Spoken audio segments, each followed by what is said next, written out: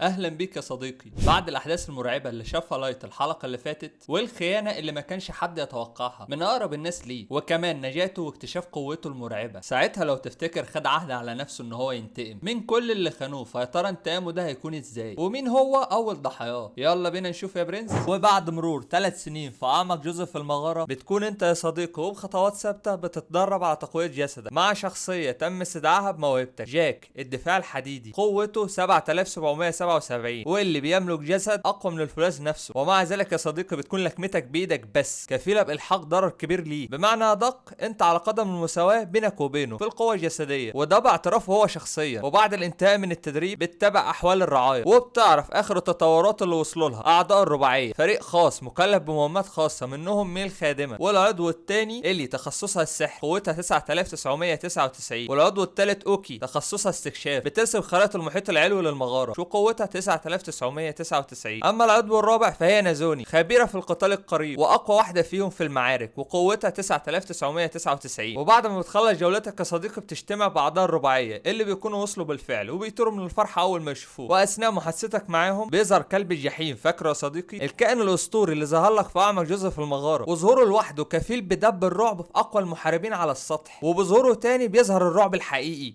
بس مش منه يا صديقي. عيون حادة وقوة عضت منطق الرعب بمستويات. من محاربينك اللي شايفين ظهور الكائن ده بس قدامك جريمة كبيرة من المحرمات، عقوبتها الإبادة التامة. حتى تطهير العرق بالنسبة لهم عقوبة مخففة، عشان يتحول الكائن الأسطوري قدام قوتهم المرعبة من كلب الجحيم الأسطوري لكلب لولوب شعر. لكنك بتوقفهم يا صديقي عشان صعب عليك، ولأنك عارف ومتأكد إن أنت لو كنت سبتهم كانوا هينفذوا كلامهم بالفعل. وكمان مفيش وقت لأن خطتك في الانتقام ابتدت. عدوك الاول بلع الطعم، جارو من قبيله الوحوش، واول واحد على قائمه الانتقام، واللي بيكون بلع الطعم من 3 شهور عن طريق مي اللي بتظهر له على اساس ان هي خادمه لعيله كبيره. ولايت هو كان الوريث الشرعي للعيله دي، لكنه هرب وساب القصر عشان يبتدي حياته كمغامر، لان ده كان حلمه. وبعد ما لفت العالم وهي بتدور عليه، سمعت ان هو انضم لمجموعه اسمها اتحاد الاعراق، ولما سالت عليهم عرفت ان جاره من الاعضاء، عشان كده جت تسال عليه. ومع ان الحوار ده ما دخلش عليه قوي، وده لان الرؤساء اصلا جمعوا كل المعلومات اللي تخص لايت قبل ما يقتلوه، وتاكدوا ان هو من عيله فقيره جدا ومحدش هيسال عليه او يدور وراهم. ومع انه متاكد ان في حوار، لكنه سابها ومشي معاها للاخر عشان شم في الموضوع وراحت فلوس. وراح قال لها ان لايت فعلا كان من ضمن الفريق، لكن للاسف مات في حادثه في مغاره خطيره جدا. فالبت اتصدمت يا عيني وقالت له للاسف انا سمعت عن موته، لكن كان عندي امل ان تكون الاخبار دي غلط. وبتكمل في دورها بابداع بصراحه، وبتقول له ان هي عايزه تشوف بعينها اخر مكان مات فيه سيدها لايت، وبالمقابل اللي تقول عليه، وبتغريه بشويه ذهب، واقسم بالله اغرتني انا كمان معاها. فبيقبل المهمه على طول. وفي المغاره بيكون جاره في قمه السعاده، مش مصدق نفسه لانه هيدوق نفس المتعه التاني اللي داها قبل كده في نفس المكان مع لايت، لكن المره دي مع بشريه مش بشري وفي قمه الجمال. لا وكمان مش مضطر يقتلها بسرعه زي ما عمل مع لايت، الراجل عايز ياخد راحته قوي في تعذيبها. وفي الوقت اللي كان فاكر فيه ان هو خلاص غرز مخالبه وتمكن من فريسته، كان الواقع مختلف تماما، لان في الحقيقه الصياد كان هو الفريسه. وفي نفس اللحظه اللي بيكون وصلوا ليها لاخر مكان كان فيه لايت، بتكون دي نفس لحظه نهايه التمثيليه اللي عاش فيها جارو 3 شهور لحد ما وصل للمكان ده. والان مرحبا بك يا صديقي في قصه جديده من تاليفك واخراجك وكمان تمثيلك انت. ولانك مميز قررت ان هي تكون قصه واقعيه واسمها لذة الانتقام، بطوله مشتركه بيشارك فيها كل اللي خانوك، واول فصل من فصولها يكون بطلها جارو اللي بيتصدم اول ما يشوفك يا صديقي، وانت بكل لطف بتسلم عليه وتعرفه ان انت جاي ترد الدين اللي كان عليه من 3 سنين، عشان يقابلك هو بسخريه واستهزاء بطفل بشري ضعيف مستواه 15 جاي ينتقم من محارب خارق مستواه قوته 150 وكمان من عرق الوحوش. ومش كده وبس، ده كل واحد من اتباعه اللي معاه مستواهم فوق ال 120، يعني انت في نظره ميت لا محاله يا صديقي. ال 120 قال. ومع ان كان المفروض ان هو يسالك انت ازاي لسه حي حتى بعد ما وقعت في اعمق جزء في المغاره، لكن ده ما حصلش. غروره عماه عن انه يشوف الحقيقه، ونظرته لجنس البشر على ان هم عرق ادنى خلاه يهاجمك هو واللي معاه بدون اي تفكير او تقدير لقوتك الحقيقيه،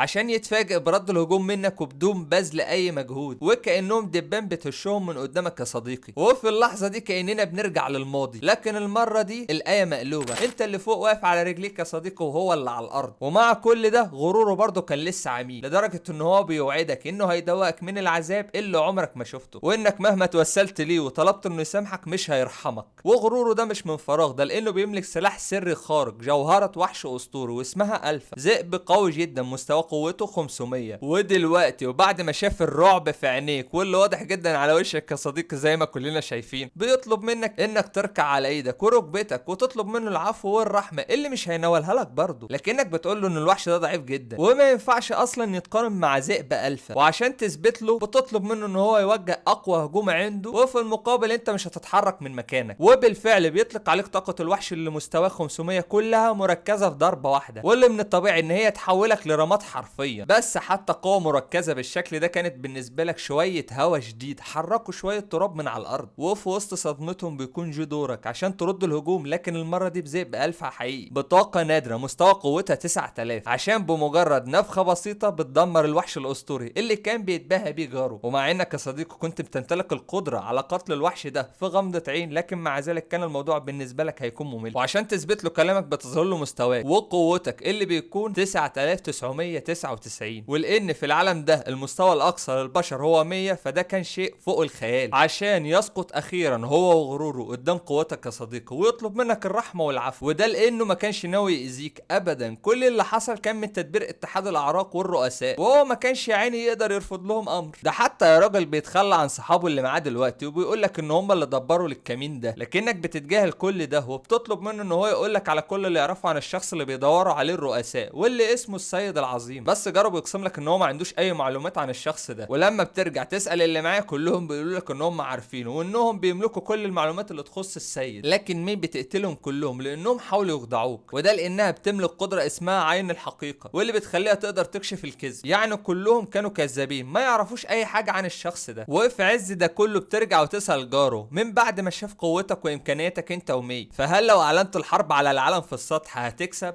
ولان مي بتملك عين الحقيقه فما كانش قدام جاره غير ان هو يقول الحقيقه والا هيموت. والحقيقه يا صديقي ان انت بتمتلك قوه مهوله تخليك تفوز في اي معركه، لكن بغض النظر عن مدى مستوى قوتك فانت ما زلت شخص واحد بس في مقابل العالم كله، وان مهما كان مستواك مستحيل على شخص واحد ان هو يهزم العالم كله، وده بالفعل اللي انت كنت متوقعه يا صديقي. عشان كده بتفعل بطاقه انتقال فوري لاعمق جزء في المغاره وبتاخد معاك جاره عشان يشوف معنى كلمه الرعب الحقيقي. اهلا بك يا صديقي في مملكتك اللي كونتها في خلال 3 سنين وجمعت فيها اقوى المحاربين واقوى الوحوش، واللي اقل جند فيهم بيمتلك قوه بمستوى 1500 امام اعين جاره اللي في اللحظه دي بيتمنى الموت حرفيا لانه اكيد هيكون ارحم له من كل اللي شافه، لكن للاسف الرحمه هنا مش خيار. وبترجع تساله تاني يا صديقي هل بعد اللي شافه ده عندك فرصه لو دخلت في حروب مع كل الممالك في السطح انك تفوز؟ وعلى ما اظن الاجابه واضحه على وشه يا صديقي، عشان كده بتكافئه وبتحكم عليه بالعذاب واليأس اللي يفوق الموت نفسه. اما بالنسبه للعالم على السطح فمصيره يتحدد على حسب اجابته على اسئلتك وعلى الاسرار اللي هم مخبينها واللي هتقرر بناء عليها، اما انك تصبح ملك العالم وترحمهم او تكون ملك الجحيم وتدوقهم يأس وعذاب عمرهم ما شافوه. وبكده بيكون فصل جره انتهى بحكم بالعذاب واليأس يفوق الموت نفسه. اما بالنسبه للي جاي فهو مختلف تماما، اللي جه عليه الدور شخص مميز جدا بالنسبه لك لان خيانته هي بالاخص كان طعمها مر جدا ومؤلم اكتر من كل الباقي، والشخص ده هي ساشا، الشخص اللي اوهمك بالاهتمام والحب لاغراضه الانانيه، ولما ما لقاش عندك اللي هو عايزه اظهر شخصيته الحقيقيه عشان تشوف بعينك كائن ملوش وصف بشع لابعد الحدود. عشان كده الفصل الخاص بيها مش هيبقى زي الباقي. وهل الاسرار اللي هتكتشفها على السطح هتكون حبل النجاه بالنسبه للعالم ولا حكم بالهلاك الابدي؟ كل ده هنعرفه الحلقه اللي جايه. ما تنساش اللايك والشير والاشتراك الجميل، والاهم من كل ده رايك يا صديقي، رايك في كل حاجه، وده مهم جدا بالنسبه لنا لان بيه هنرتفع لعنان السماء ومن غيره سقوطنا مؤكد. فما تبخلش عليا يا صديقي وما تقلقش مش هاخر عليك، كلها فسوه وهرجع لك. سلام يا صديقي.